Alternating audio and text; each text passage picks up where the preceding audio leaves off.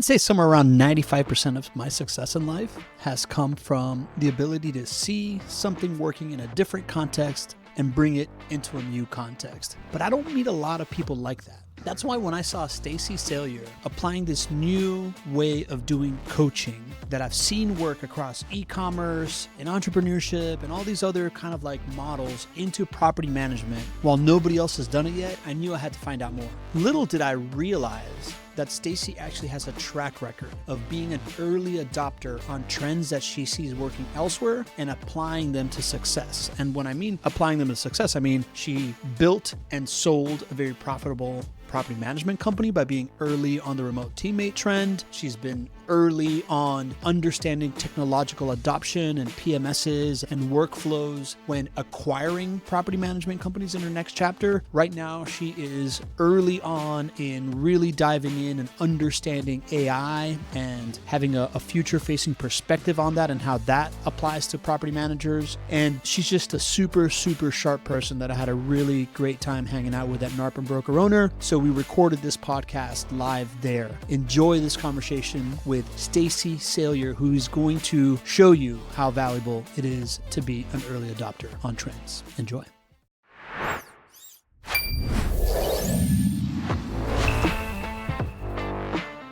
Welcome to the Property Management Frame Breakers podcast.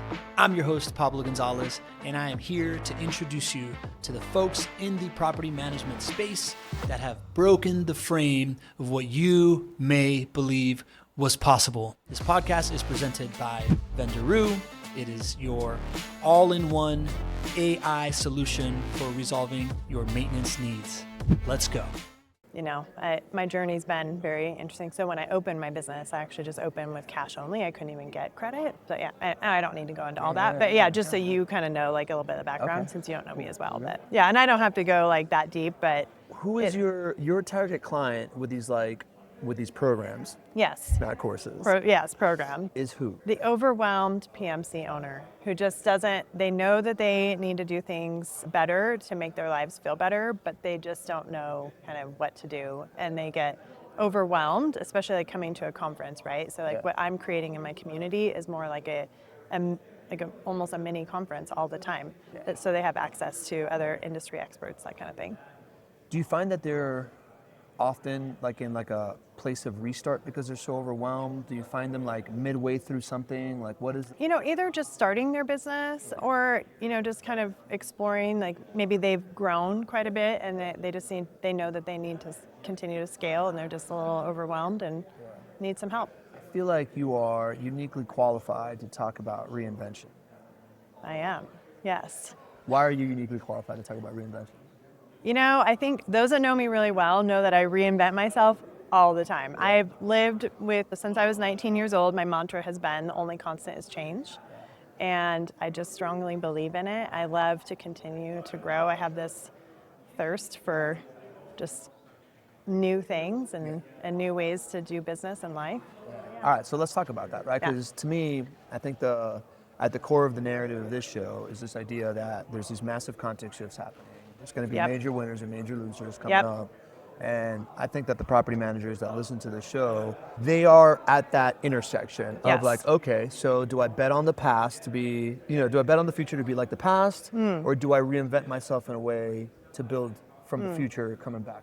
So you have started a business from scratch, you've sold a business, you've bought a business, you are now creating a completely different type of business within this space. Yes. When it comes to reinvention, what the reps that you've had through this, right? Like you were just telling me that starting the business from scratch and now reinventing yourself, kind of like where do people get stuck there and how have you been able to, push through the fear of, oh my God, what was working yesterday isn't what's going to work tomorrow. Right. I'm going to start anew. Right. For me, I love to work in the future. So that's one thing whenever I've worked with anybody, especially like through mentoring or training, if you're working here in the present, you're behind. So take a look, what is coming down the pipeline? So when I opened my own business in 2016, that was when prop tech was really kind of starting to explode. Sure. And I opened my business with a very specific purpose. I was a full-time single mom of 3 and my eldest was doing travel baseball.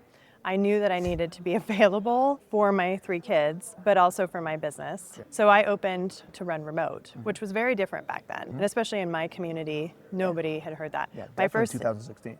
my first employee was actually a remote team member out of Mexico. Again, people thought, wow, you're crazy, that's weird. Yeah. And I had the vision to look at that and say, okay, well, how can I set up an amazing, beautiful business for my clients and my residents and my vendors and my team, and then also for my family as well. So I just try and look at everything holistically. And I think now is such an exciting time because of AI, and you got to embrace it. So really my sole purpose at this point in time is helping other PMC owners future-proof their business and basically strategize. Take a look at down the road. If you're looking at today, you're behind. Yeah. But you can look future and build a beautiful business. I find that what's most natural to us is usually what's most extraordinary to other people. And I would assume that this idea of living in the future is very natural to you. And as you've kind of, or at least in my experience, the thing that was natural to me, as I embraced it more and more, I started to realize how much value I have to offer others. And I had to then be like, oh wait, this is actually a problem for you. And now how can I think from your lens, right? So as you've leaned more and more into this, the folks that are starting to understand that, well, first of all, when you find people, are they aware that they have a problem of not being able to be future facing enough? Or is that something that you have to help them understand? I think they're aware for the most part, and I think that's where where I'm building something a little different, where I'm building my community, of different PMC owner members. That's where they're going to be able to grow and lean on each other as well, just with me as their guide. So I think people see it. Maybe they just they're not quite sure how to get there, and it doesn't mean that they're a bad business owner. It just means that, basically I'm their visionary for hire, right? Yeah. So let me come in and help you out. So what do they need to overcome? What are the things when they're in that headspace? They're like, I'm aware of this. I want to build, right? I'm assuming that anybody listening to this podcast is thinking, I'm aware there's a change. I'm just trying to figure it out right now. And do I actually want to dip my toe in the water, or do I want to dive? What is the key kind of from to? You got to go from thinking this way to the aha moment is this, when you find that people really embrace it. Yeah, I think just shifting that mindset a little bit, just trust the process and don't dip the toe, just dive in. Why don't people trust the process? What's stopping them from trusting the process? I think we get stuck in doing things the way we always have, and it's very comfortable. You know what you're doing. It's always worked, right? And so it's not that they don't want to try new things, but how much will that disrupt their life? How much will that disrupt their business? And for me, I am a disruptor, and I like to think innovative. So for me, again, it is easier. But then partner with somebody like me, lean on that experience, and when I can build trust with others, then I can make it a little less scary. I heard this awesome quote within this last week, and I think it was Alex Ramosi said, "Greatness rejects all first-time applicants." I feel like when you're really good at something and you got it dialed in, and now they tell you, well, now you got to do something else. Yeah. There's a very human element of, but I'm great at this. Right. And then when I start this and it doesn't feel as great, the pain to retreat is very human. Like you said, it's not their fault. It's very human. For sure. Right? Yeah. Any tools that you have seen that either, is it affirmations, is it journaling, right? On the personal side, any tools that you see work for people when they're going through this thing that keeps them on that? I think it depends on the person and kind of where they are. So I tend to be a more spiritual, universe type person. So wherever they draw that, whether it's, in more on the religious side, that, just kind of draw within that and really trust themselves. And that could be a little bit too of, trust yourself, trust the journey. Yeah, I guess it depends. I mean, I'm all about universe affirmations and the mindset. Yeah. And it doesn't mean that we don't have challenging moments. So it's one thing I always say is there is no bad day, just a challenging moment within your day. Yeah. And so as you can shift that mindset, whether it's different books or, thought leaders that you like to follow and listen to. It's the whole, for me, it's been cognitive bias, right? If you get, cognitive bias is so powerful. Yeah. So being in a community of other people doing it, you think this is what I should be doing, right? This is what I love about your business model, right? Surround people with people doing the same thing.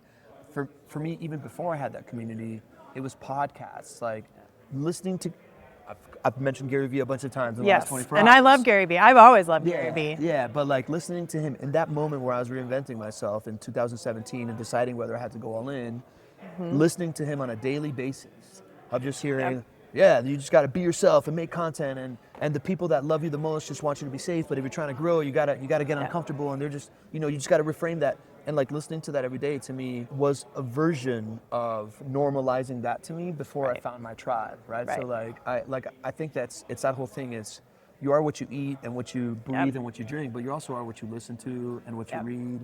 And I find that those moments of my life where I need to completely reframe, I need to find either a like whatever the medium that works for you. Right. It's like find a podcast, a newsletter, online group, or whatever, and just like immerse yourself in it so that it kind of like becomes your network until you find the right network. Right. And I think that's what I'm actually working on creating is I want to be that community where people can come in and they're like, okay, cool, I've found my people. Like these are other like-minded business owners. We're all on the same path.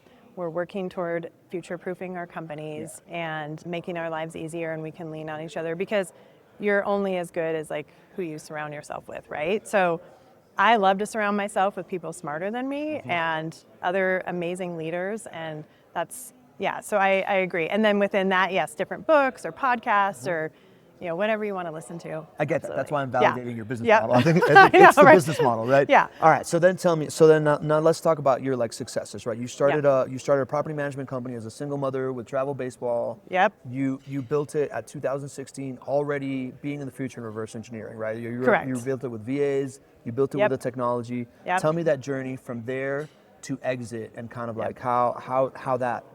Just give me the 5-minute spiel on it. Okay, yes. So so back up, I started in the business in 2004, got recruited. I actually opened a PMC for a local builder in 2010. So I kind of used that as an experiment to open on his business. Opened my own in 2016, with just a handful of doors and just hustled really hard.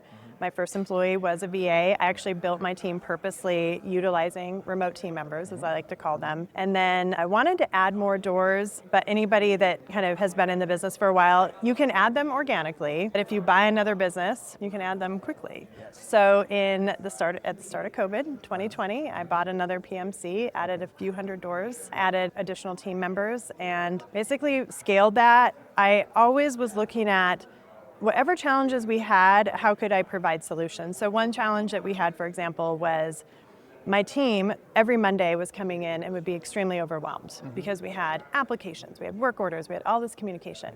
So what I did is I hired a part-time remote team member who worked Thursday, Friday, half days, and then all full day Saturday, Sunday, and would do a nice handoff.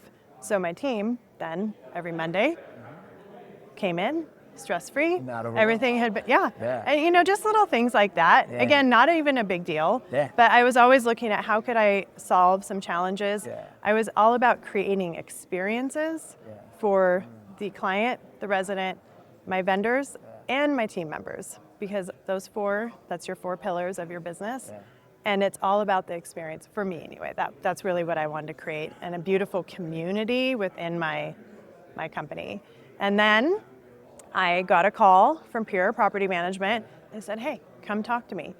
And I said, well, I'm not really looking at selling my company. Yeah. And they said, well, come talk to me. And I said, okay, do I get free dinner? Which I did. Cool. It was a really good Italian. And it was a very intriguing offer. And the thing that I liked about it was that I could basically do what I did, built a beautiful business on a local level, but I could help do it on a national level. So there were quite a few of us entrepreneurs throughout the US that ended up selling in 2022, and I stayed on for a couple of years. I got the opportunity to do acquisitions on a national level, which a lot of people in our space haven't had that opportunity. So I've seen, hundreds of different companies and their makeup and their revenue models and deal flow. Oh yeah. And, so I think I bring a lot of different insight to my new community. I love it. So let's talk about those insights reverse engineered, right? Yep. You got acquired, and then you went on an acquisition tour. The stuff that you built into your own company, I'd like to just kind of poke at how that gets, is that part of a valuation? Is that part of an intangible or not? Let's start with the most abstract thing. Let's start with the idea of like an ethos of experience creation. Mm-hmm. Is that something that when you are valuing a company has any tangible asset? Like did Pure value that, or have you been able to like find that and value that when you were on acquisitions, and how would that work? As far as ethos, like the team makeup and Yeah, I would just say this idea of so I've heard a couple of things in what you said. One is the trend of the experience economy, Okay. right? So if are people that are acquiring companies looking for, or is that an edge in understanding that if you're an experience creator, a wow moment creator, I look at this company in a different fashion, or is that just kind of like this is cool, but show me the EBITDA? Yeah, so that is actually a really good question. And yes, it does matter. Okay, So tell me more. it does matter. Yeah, So, and I think a lot of people get lost in that. They just think of, oh, EBITDA, and then I'm worth X. That's actually not true. It is so important that you actually really work on building everything. So yeah, of course your revenue is important. Obviously your payroll dollars are very important. But we would look at everything. What's your Google review? What are people saying about you in your community? How are you actually operating your company? That makes also a huge difference. Like, what's your team makeup? And again, it depends on who's buying your company and what they're looking for. But all of that is very important. How do we make that tangible? Like if you see a company with the same EBITDA, same kind of like head count, maybe it has an operator in place, it has systems, but one seems to have a better word of mouth thing going for them versus one that doesn't. How would you value that? Like, how do you sell that to an investor, or as an investor who's thinking about acquiring it? Like, Right. how do you think through that? How can you make that tangible? Well, I think it also depends on who the buyer is. Yeah. So if you're a national brand, let's say, and you're looking to open a market, that's going to be extremely important. If you are let's say you already operate a PMC in a community, and you're just looking to add some doors, and you know that you're going to assimilate them into your business, like in the next year, and you're going to move them onto your contract, it's important, but it may not be as important. Interesting. All right, so national buyer wants that word of mouth thing. They probably have the deeper pockets too. Local business is probably thinking, no, I'm looking for arbitrage in that. Like if I buy a crappy run company and I bring it into my brand, then it's gonna level them up. Right. So that's the dichotomy. I would say yes, but then a caveat to that is there are people that have started looking at the PM industry as a really good business to buy, even if they don't have experience in it. So if I was working with somebody who is buying something like that and they don't have experience, then they definitely need to buy something that's very well run, and they need to capitalize on that. And those processes and like all the different systems that you have in your business, that can also make a huge difference as well. For sure.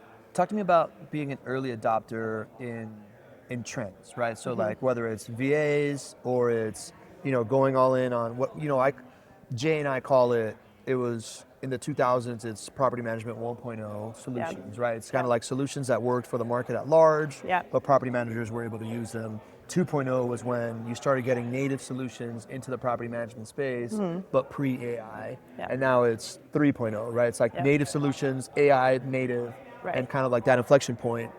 It seems like you were an early adopter in 2.0, right? The remote teammate era and the native technology era. Yeah. How do you, as an operator who ended up having an exit, how do you think that gave you an edge, gave you more valuation, gave you more success, right? Give me an impact on that. Yeah, I mean, well, definitely helps with payroll dollars. I mean, as far as my VAs cost a lot less payroll than reduce costs. Yeah, reduce costs. Increase profitability. Yep. That looks good on a balance sheet. Yeah. Oh yeah. Yeah, definitely. Yeah, and again, I guess I don't know. I've always lived in that innovation world, so I guess it's kind of hard for me to articulate. Did you feel like at that point your competition, like you had an unfair advantage of your competition because you were an early adopter of this stuff, like, or was it like, or not?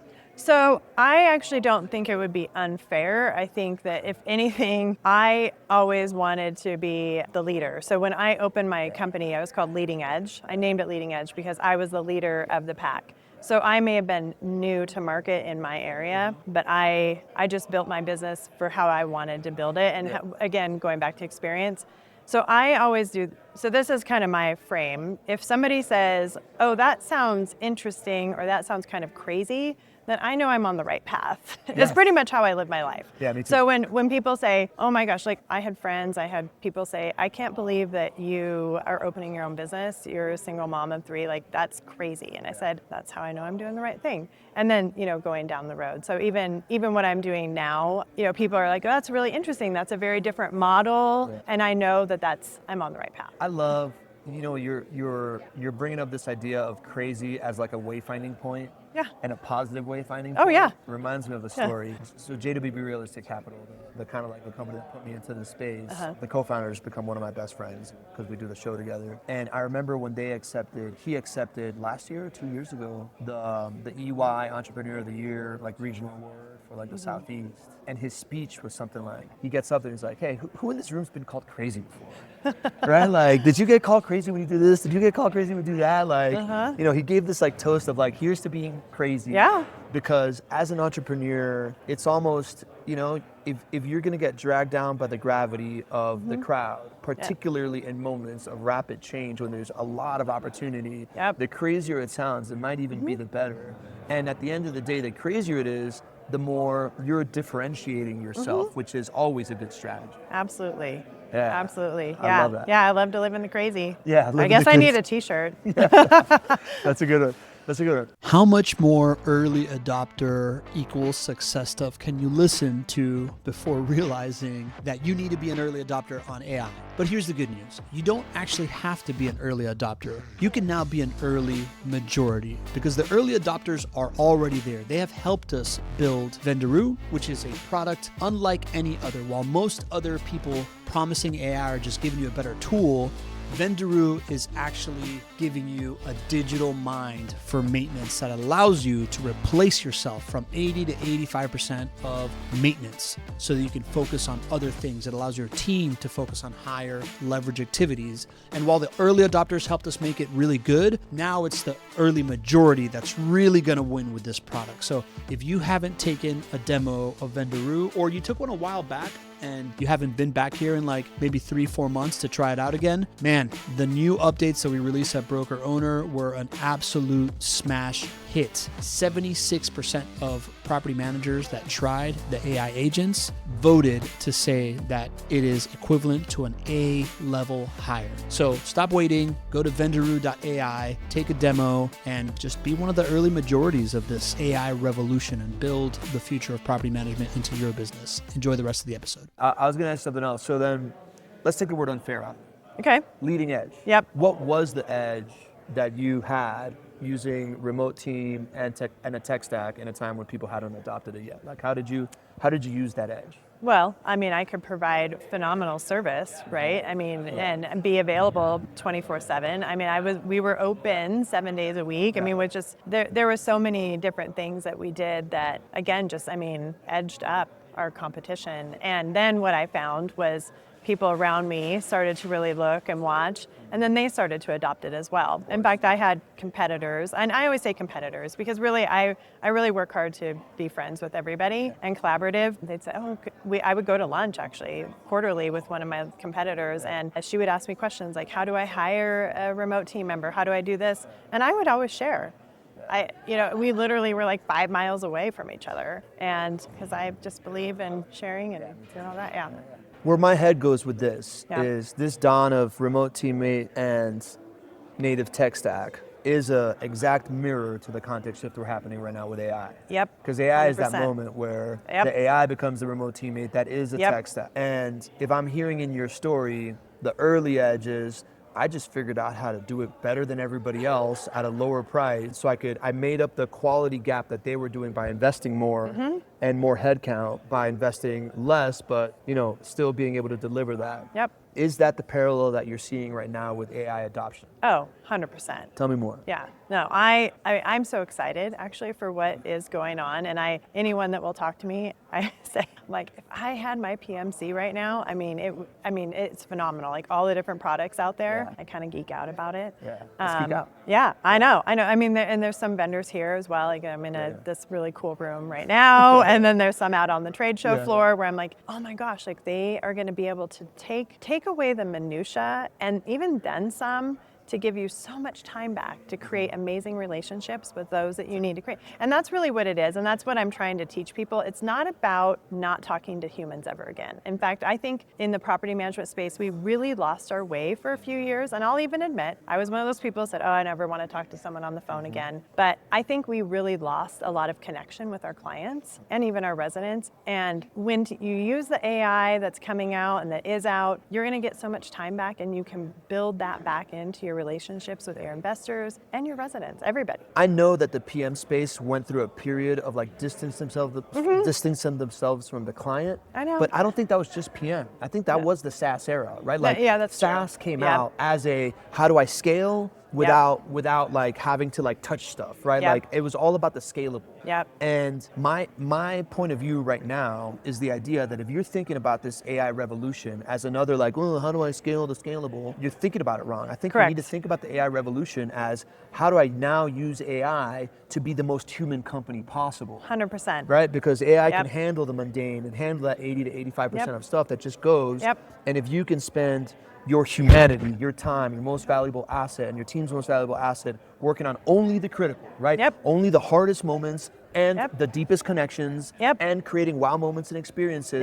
That's the way to look at it. Not like, how can this actually completely make me never talk to someone again? Oh yeah, no, we're literally like the same brain. And it's like, I could geek out about it, because that is all, and that goes back to the experience piece of it. That has always been a very important part of my business building, and even just my life experience. Utilize, and you don't even necessarily have to get rid of team members. Utilize even your remote team members to continue to build those relationships. Think of some different programs that you could have. You could have some really cool investor programs. You could have some you could do so much more, like teaching your investors, teaching your residents. Oh my gosh. Get out of the property management business, get in the wow business. Yeah, 100%. Like get you don't have to get rid of people. You just, as an entrepreneur, your job is to put the right person in the right seat of the bus, right? So like, let's make this seat of the bus not this endless firefight. Let's make the seat of the bus, how can you make someone's day today? How can you over deliver? And I love to look at it. So like utilizing the tech around you. So don't think of your business as this box, right? So don't think of it as like, I have a property management company and this is how we do it, right? Yes, it is a property management company, but you can expand it to that wow, that experience, take away all the minutia, and you could make it so much better. It's just, What's that look like, right? So you're somebody that stands in the future. If you were to be starting a property management company today, give me what like the structure of you don't have to say like vendor names or whatever, but like what would you hire AI to do? What would you hire people to do? Like, paint me the picture of a 500-door property management company in the Stacey future if it was today. Oh, geez. Easy question. Oh, so easy. I know. I just love this type of thought experiment. Gosh.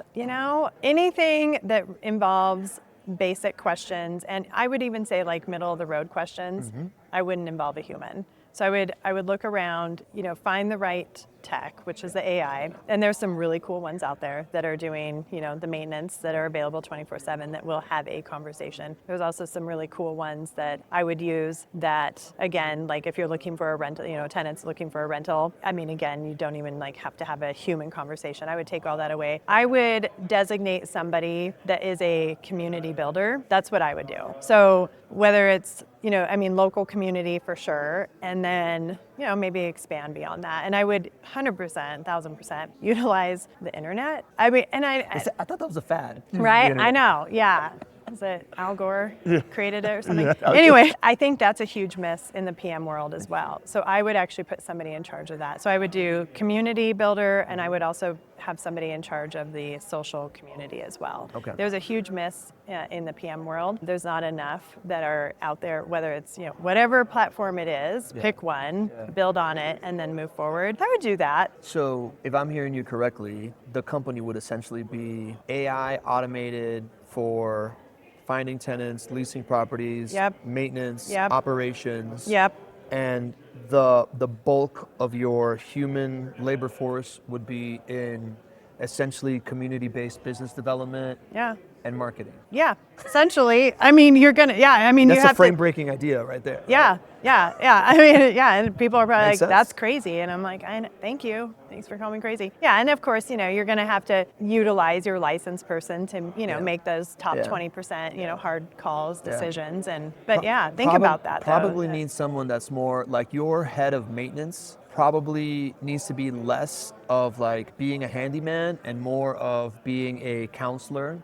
Right, like highly emotionally intelligent that can handle stress. Yes. Because the technology is going to tell you what's supposed to be happening, Right. and you need to be the filter of the human element. Exactly. Right. So maybe somebody there of like the, who is my late night radio show host voice, calmer downer of people. Yes. Right? Yes. Yeah. And who is my gift basket person Right. that then follows up on the back end. Right. And then who Right. is my, you should know this person. Let's host a little event and like let's make some content. Yeah. And Yeah. let's push it out. Right. Yeah. But think about it. I mean, if you were actually working on building relationships, even within your own business, and you call a client and you say, guess what, we had a water damage, it's going to be at least $20,000. Yeah. If you and I already have that relationship, you're not even going to question me. You're going to say, oh, Stacey, I'm so glad that you called. And again, that's a human phone call. That's a human phone call. That is not an AI call. Yeah, that's that 10%. Yeah. And you're not going to bat an eye. You're going to, because we're going to have that trust. Yeah. I've already had that time to build that relationship with you. Yeah. And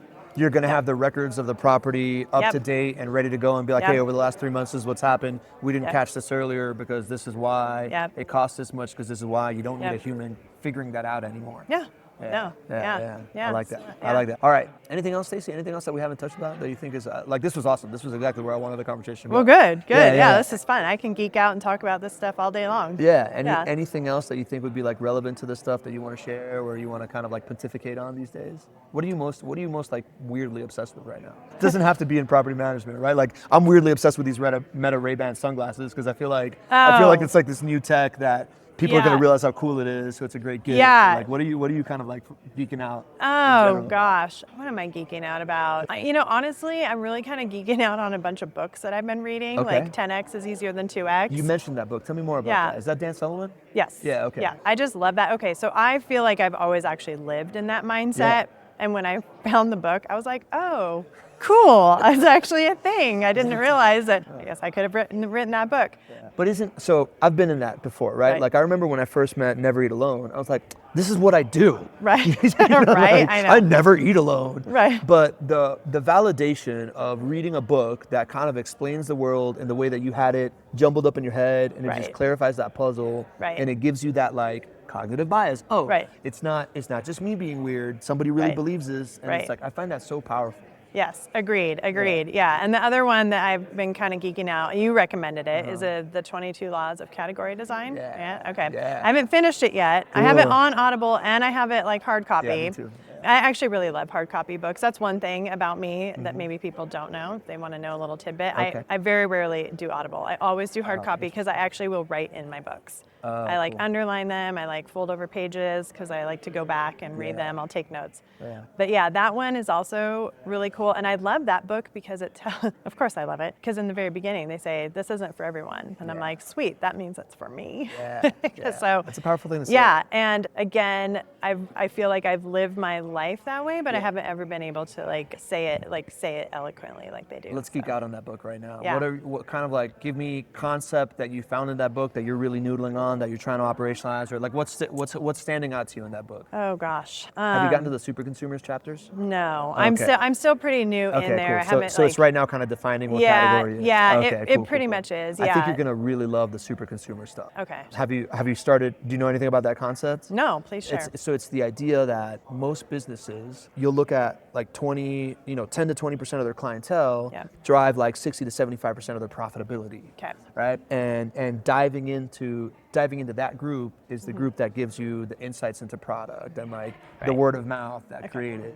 So there's a couple different concepts around the idea of super consumers and how you find them, how you operationalize them, the idea that a super consumer of one category is a super consumer of 9 categories. Okay. Right? Yep. Okay. So like starting to identify things like, for example, I was just talking to, I think his name was Devin. He's got a property management company in Seattle. In like and I'm friends with Devin. Yeah, you're He's a friends great with, guy. right? Yeah. And so he's talking about like, I'm like, so who's your client? He's like, well, it's usually like tech people that are getting a job somewhere else that are like, I kind of want to hold on to this because I might move back and whatnot. And then eventually, they move to Austin or they move to San Francisco, they keep it and they're like, oh, cool, this is working, I want to invest in more. So I'm like, well, Devin, like what are these people, what are they super consumers on, right? Like I felt like those folks are kind of super consumers on taking recruiter calls. Yep.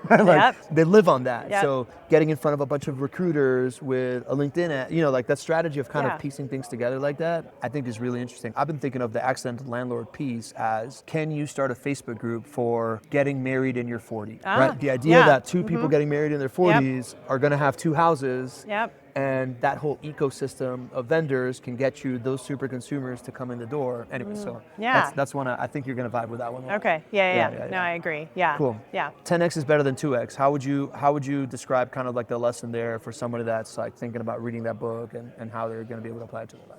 Yeah, I think for a lot of people it would be a really good mindset, shift. Yeah. And just, for me, especially this year, as I've moved into this year, I have said no to far more things than I've said yes to. Huge. And I have really worked on removing a ton of things that I'm like, that does not even serve my purpose. That doesn't serve my life mantra. That doesn't serve what I want to be building. And is that a core concept in that book? It's like, if you want to go 10x instead of 2x, it's about saying no? That's what I took it as. Yeah, so I don't. That's a big deal. Yeah. So I would say yes, but the other core concept, honestly, is making like audacious goals, right? Like those crazy goals. So like whatever it is, monetarily, or like, oh, I want to have 200 people in my membership. Well, like, that's kind of a lame goal. Let's say if I get 500. Yeah. Cool. So, yeah. I like that. Stacey, as someone who is learning to say no to stuff, I'm glad that you said yes to our friendship, right? Like, Like I see what you're doing. I gravitate to people that do things differently. I gravitate to people that live in the future and reverse engineer. So I see what you're doing. I think there's definitely space in the property management ecosystem for a model that has clearly worked in a whole bunch of other ecosystems, and nobody's doing it this way in property management from the ground up. So I'm like super excited to see where it goes for you. Do you want to kind of like tell people where to find you? Or? Oh, sure. Yeah. So my website is super easy. It's my name, StaceySalyer.com, and that's Salyer, Salyer, not Slayer. Slayer. But that is my nickname. So when you see me at a conference or somewhere, you can say, hey, Slayer. Yeah, and I'm on LinkedIn, Facebook, all the things. And I would love to touch base with any PMC owner. Cool. It'll be linked. I love that I just learned your nickname, Slayer. I'm definitely calling you that I'm from the now. Slayer. Okay, so for karaoke, you got to do Slayer. Okay, I'm going to have to go practice that, because as you noticed last night, I did not do any karaoke, but I cheered on, and I did video. I took video. You were a great video. If you had not sent me that video, I don't know what I would do with myself right now. You know how many times I've shared that video already? No. Like 30 people. Yeah, okay. Well, then you should put it on social, tag me, and then share it out there, right? Because I don't know. I will, Slayer. I know. You know what I'm gonna do is I'm gonna use that video as B-roll to make a post. I love that. Yeah. I love that. I know. Give that tip that you gave last night of content creation. Oh, B-roll. Yeah. So PMC owners, number one, need to get out there a little bit more. A lot of people don't like to have the talking head, the face video, so do some B-roll. If you don't know what that is, give me a call or email me, Stacey@StaceySalyer.com, and I will do a quick little tip. I should actually make a video on that. You 100% should. I'm going to make a video on how to do B-roll, but you just can video anything you want. You just put a cute little hook over it, and then in your caption, have a call to action, and that's it. Yeah, so instead of like having to look at the camera and say something, you record people doing stuff, or a beautiful sunset, or somebody dancing like an idiot in karaoke. Yeah. You don't have to like you look for trending audio, you said, right? Trending audio on Instagram and TikTok. Yep. You put a headline in it, right? So you put like something that's like the hook is you're going to learn this, and then in the caption you write it out, and it's working really well for you. Yes. See, you explained it much better than I did. No, I like it. That's a good way to end it. Slayer, you slayed it. Awesome. Thank you. Cool. It was fun.